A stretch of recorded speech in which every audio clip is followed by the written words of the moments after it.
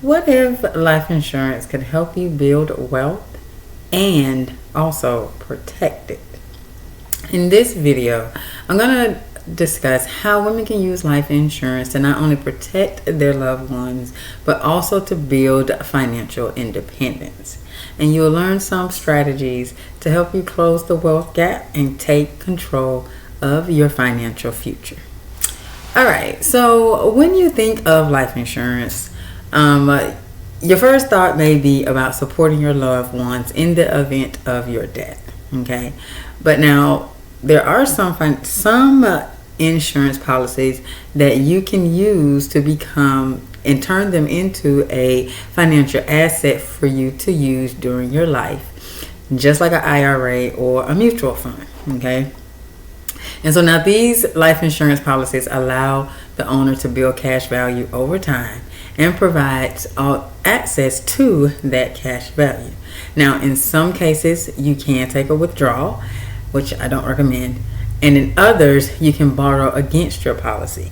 And if you do it right, you can avoid a tax liability too. Okay?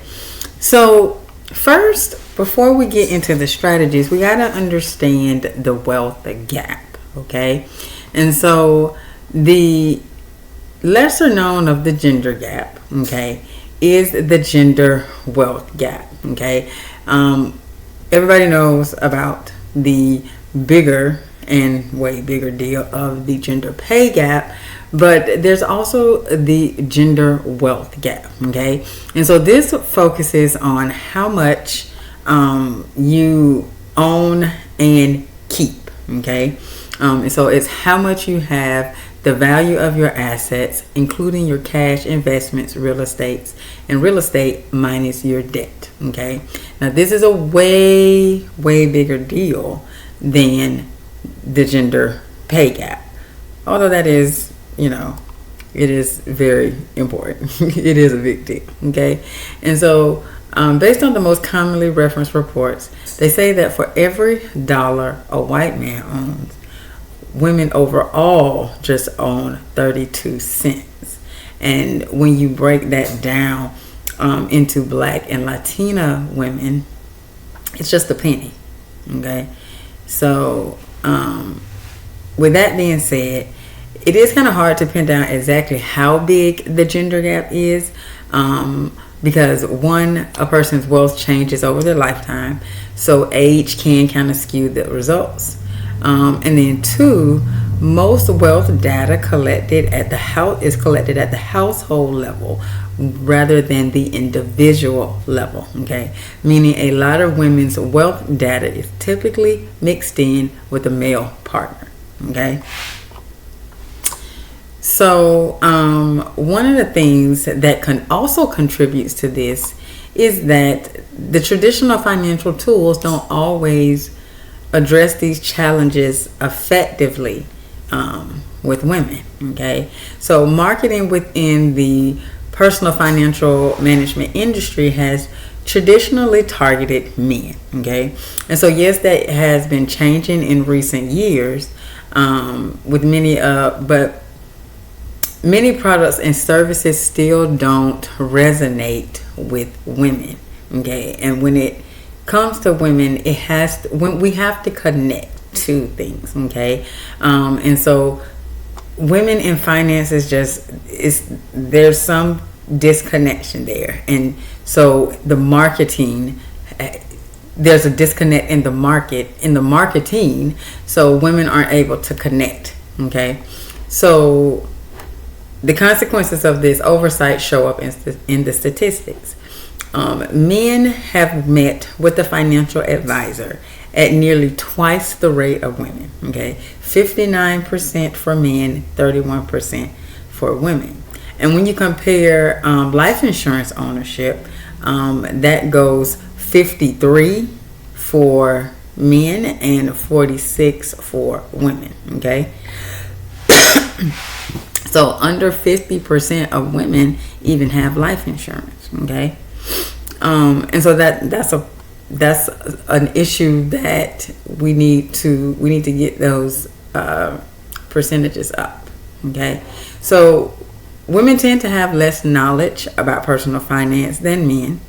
And based on the 2022 study, U.S. women correctly only answered 45% of financial related questions, compared to 55% of men.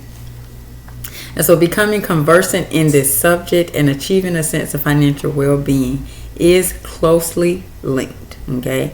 And so one thing that women can do is to increase their familiarity with the basic terms and concepts of finance and insurance. And so this way it will boost your comfort level and aptitude when it comes to finance. Okay. And so if you are looking for a policy that's right for you, okay, if you're in the market for life insurance, you want to make sure that you are choosing one that can serve as an asset. Okay. Now you should definitely consider policies that have cash value. Okay. Now there's nothing wrong with term. Okay. But for it to be a true asset to you, you want to look at policies that have cash value. Okay. Now, typically, only permanent insurance policies fall under this umbrella, which would be policies like whole life, universal life, index universal life. Okay. Now, term policies, which are generally less expensive and only valid for a set number of years, they don't offer the ability to grow money in an account that you can tap into. However, there are riders that you can add to a term policy that can make them not feel like it is a wash at the end of the term and could potentially provide you with wealth. Okay. I'll provide you with some cash. Okay. I won't say wealth. I'll provide you with some cash. Okay. Now, before I continue into this video, real quick, if you are new to me or the channel, my name is Katrice, and I am the Practical Insurance Agent, and I help women entrepreneurs to protect and secure their finances using insurance, retirement, and estate planning. Okay. All right. So let me get into the basics of life insurance. Okay. There's two types of life insurance. Okay. First of all, life insurance is a contract between you and the insurance company, where the insurance company agrees to pay a designated beneficiary a sum of money upon the death of you. Okay. In exchange for regular premium payments made by you during your lifetime. Okay. So there's the primary types of life insurance that are like term life, which covers you for a specific period of time, and then whole life, which provides coverage your entire life and includes a cash value component. Okay. So those are the two main types of life insurance. Okay. Now, when you are looking at permanent life insurance, okay, which is the insurance that you would use as an asset, there are two types. There's whole life, and then there's universal life. Okay. Now, whole life is the most common type of permanent life insurance, which, in addition to the death benefit, it gives the policy holder the ability to accumulate cash value. Okay. Now, this works because a portion of the premium you pay every month gets put into a cash value account. And so you can kind of think of it like a policy with a savings account component to it. Okay. Your cash value will accumulate over time and at a minimum guaranteed rate as indicated by your policy. You just want to make sure that you read the fine print of your policy to understand exactly what you're purchasing. Okay. Premiums on these policies typically won't increase over the life of the policy, as long as you continue to make the payments. Okay. Now, universal life insurance is another type of permanent insurance that functions similarly to the whole life policy. Okay. They allow policyholders to grow an asset by accruing interest over time that can be borrowed against. Now, keep in mind that with universal life policies, the premiums aren't always set in stone. This is what you can call adjustable insurance, and so things are subject to change as far as the rates, the interest, and things that can be subject to change. Okay, and so then they have different types under the universal life insurance. They have the index life, they have the variable universal life. They have different types of universal life insurance. Okay, and so if you are looking to purchase a universal life policy, you just need to understand the type. Working with an insurance agent or professional such as myself would help you to choose the best policy that will work for you and your goals. Okay, so how does life insurance build wealth? Okay, there's several ways for you to use your life insurance as an asset. Okay, so as you contribute to the policy over the years, you earn the ability to borrow against what you have saved. And so all of your earnings are growing on a tax deferred basis. Okay, and so these are a few ways that you can maximize this asset's potential. Okay, so one, you can take a loan from the policy. If something happens and you need to get some cash, okay, you can borrow against the cash value of the permanent life insurance policy. Now, you do want to read the fine print to make sure you understand the guidelines that you must follow. Okay, now the interest rate can be fixed or variable, and it is set by the insurance company. Also, if you take a loan against your policy and it's not paid off at the time of your death, any outstanding balance that you owe gets subtracted from what your beneficiaries inherit. Okay, so you want to keep that in mind. If you take out a loan, then you pay it back to make sure that your beneficiaries can get the full death benefit. Okay, you can withdraw funds. This is another option that is available. Rather than taking out a loan that must be paid back, you can also simply make withdrawals from your policy that are yours to keep. Just note that if your withdrawal is an amount great enough to dip into your investment gains, then you will have to pay taxes. And like a loan, the money you withdraw is money that won't be paid to your beneficiaries. Okay. Now, I personally don't recommend this option. Okay, I recommend for all of my clients, and I would recommend you as well, to take a loan out. Okay, because when you take the loan out, you can pay that back. When you withdraw, you are subtracting. There is no paying back. Okay, and plus you have to pay taxes when you withdraw. So you don't have to pay taxes on the loan. So you just take out a loan. Okay, so you're saving money right there by taking out a loan versus withdrawing. Okay, you can opt for having accelerated benefits with the policy. Now, some policies enable you to receive benefits during your lifetime should an unexpected or extreme medical emergency arise, such as cancer, heart attack, or kidney failure. Okay, most policies with this option allow you to draw anywhere from 25 up to 100% of the, I'll say 75% of the policy's value. Now, a lot of the plans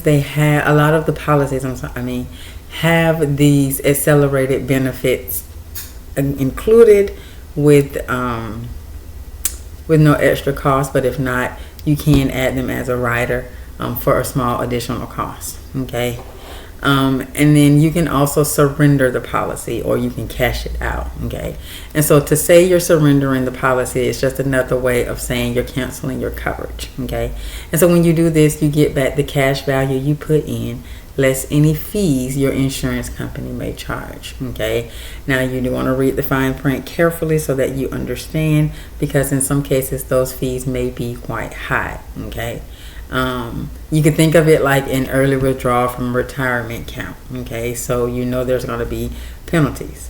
Now, with that said, if you no longer want to maintain your policy and have other or more pressing needs for that money, surrendering could be a solid option. Okay, but you definitely, in my professional opinion, surrendering should be the very last thing you think of when it comes to your life insurance. Okay, so here are some ways that that women can use life insurance to successfully achieve your financial goals. Okay, you can use it to diversify your retirement income, which is a great way. Nearly a quarter of women plan to use life insurance from a recent survey. Use life insurance for supplemental retirement income. Okay, and so one way to do that is to take withdrawals or loans from your policy's cash value during a down market, which will allow your other investments that you have to recover. Okay, now the cash value may also provide a way to postpone taking your Social Security benefits, thus allowing those benefits to grow. Okay, but keep in mind that Social Security is drying up. Okay, that's something we all know. Social Security is drying up.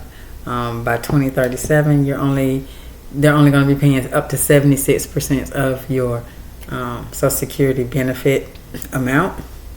So you're not even getting the full 100%. You definitely need to have something else in place to supplement that, and life insurance would be a great option for that. Okay.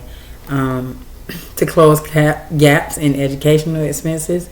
So if you're a parent and you have your children are getting ready to go, once they are of age, when they're getting ready to go to college, you can use the cash value from your policy to help cover any funding gaps. Okay, they may not qualify for student aid. At this point we don't know how it's going to be, when it comes to student aid, but considering that, we will still have the Department of Education, then, you can use it to help cover that. Plus, life insurance offers more funding flexibility than some alternatives, such as the 529 plans. Okay. And you can also use it to plan a legacy for your children and grandchildren. And so this is the major way that I'm using life insurance is for wealth transfer, okay, to my children. And so the policy's death benefit can cover the final expenses without reducing any other assets that I intend to leave them as an inheritance. So you can have it set up to where you can have the death benefit to, obviously you're getting the death benefit to pay for the funeral, but it keeps you from having the family to have to sell or get rid of any other assets that you may have in order to pay for your funeral or to pay any estate taxes or anything like that. Okay, but that would be more into estate planning, and I'm definitely going to do videos here in the near future about setting up your estate plan. Okay. All right. Now, if you have any questions so far, put them down in the comments. If you have any questions about anything that I've gone over so far in this video, please do put your questions in the comments. I like to see your questions. I'll go back and I'll answer each and every one of your questions personally myself, because we got to make sure that we understand this stuff here. Okay. All right. So let's talk about how we can use life insurance as a tool for passing wealth down to the next generation. Okay. So this is one of my goals, and if it's your goal as well, let me know in the comments. So if your goal is to maximize how much you are leaving to the next generation, cash value life insurance can play an important role in your wealth transfer plans. Okay. And because life insurance is flexible, because whole life or permanent life insurance is flexible, it can be used in a variety of ways. Okay, it can be used to help protect generational wealth.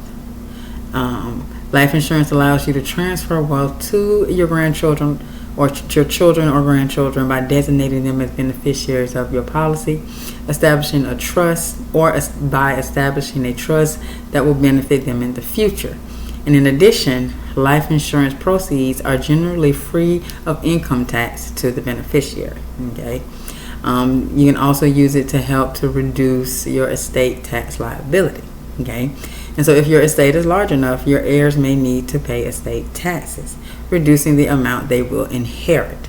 However, life insurance proceeds can provide the liquidity needed to pay the estate taxes and other estate expenses, thus helping to maximize the amount going to your heirs. Okay, it can also equalize the inheritance, because policy owners have the flexibility to change the beneficiaries of a life insurance policy as life circumstances change. You can use life insurance to equalize an inheritance between children or other loved ones. And this can be beneficial if you have other assets that are difficult to divide, helping to reduce the potential conflict between family members and ensure a fair distribution of wealth. This is another one that I'm using life insurance for, and it's to take care of those with special needs. If you are a parent of a special needs child, or if you have a family member that is special needs and you are taking care of them, or you are their guardian. My brother is special needs and I am his guardian. And so one of the things, that I'm doing is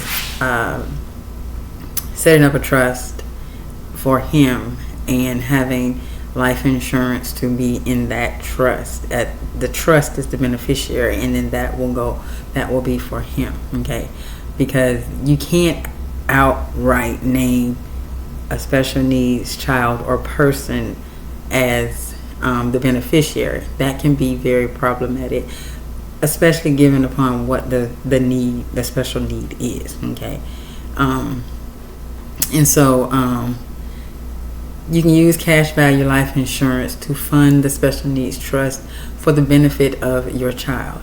Now you do need to work with a financial professional who would set up the trust, and then you can establish how you like the life insurance proceeds to be used upon your death. Name a trustee to oversee the asset distribution. Okay. Now in this way, the wealth transfer plan with life insurance can help ensure that your special needs child or family member is taken care of if something happens to you. Like when my mom died and my mom and dad died, like I was the plan for my little brother, and so with me being the plan, now I have to set things up for him to make sure that if I should go before he does, he will be taken care of and he will not become a ward of the state. And that is something that I have kids, I'm a mother, and I know how I feel about my brother.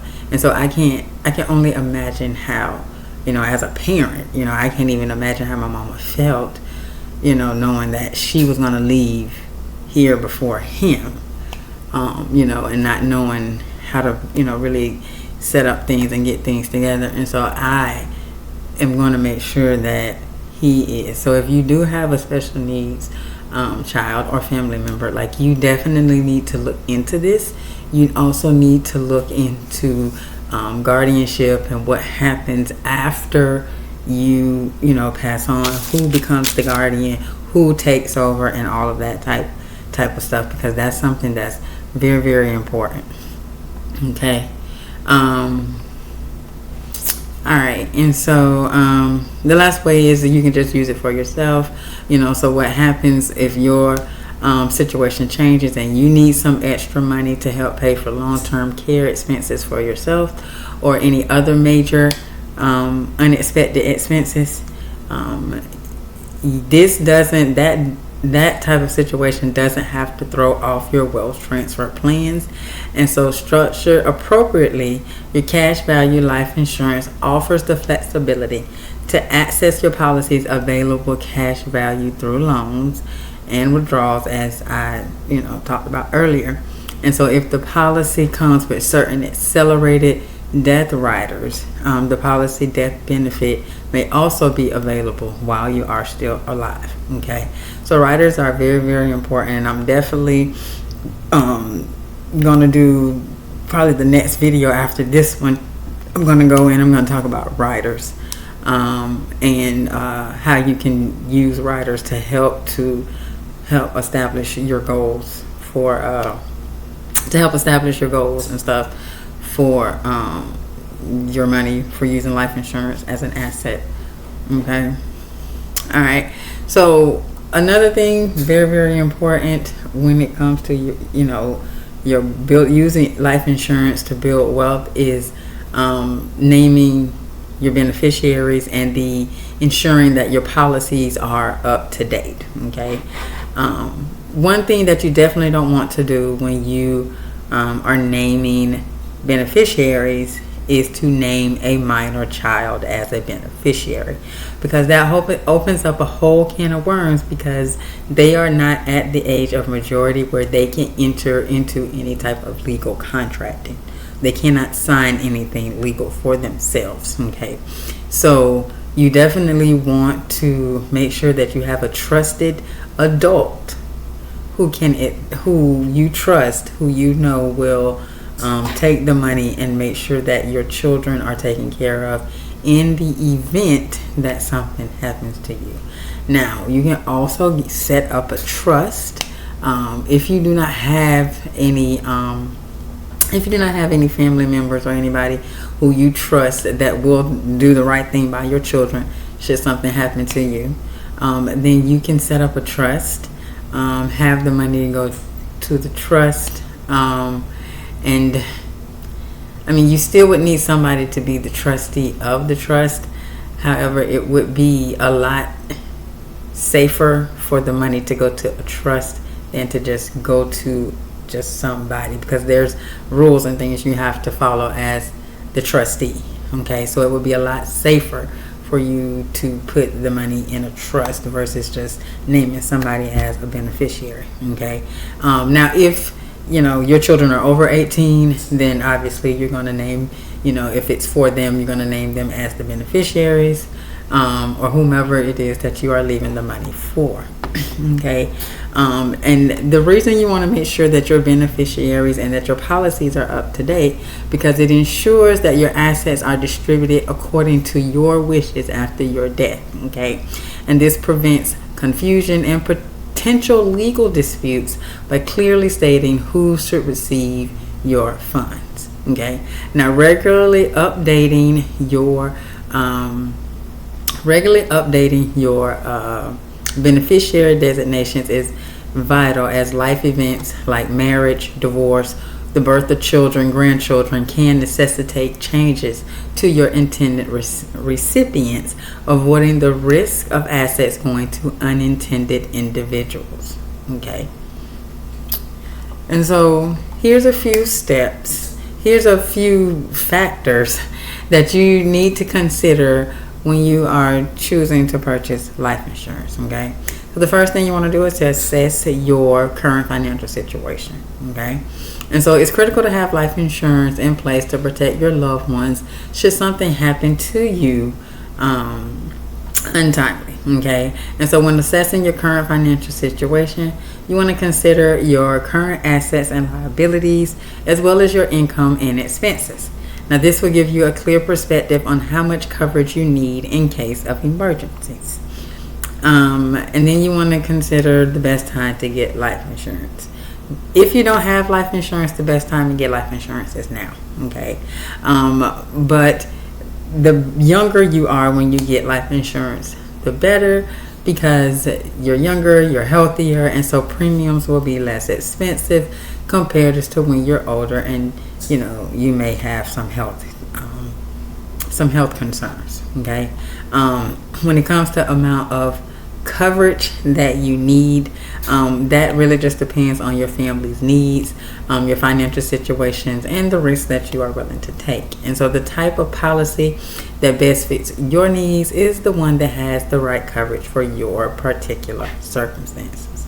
Okay, and then one bonus thing is to not focus too much on the premium costs. Okay, term life insurance is the cheapest type and is the most appropriate for people who want a fixed timetable for premiums.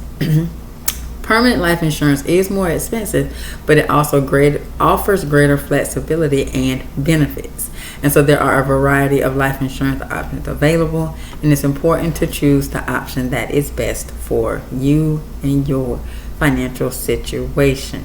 Now, you don't have to focus exclusively on premiums when selecting life insurance.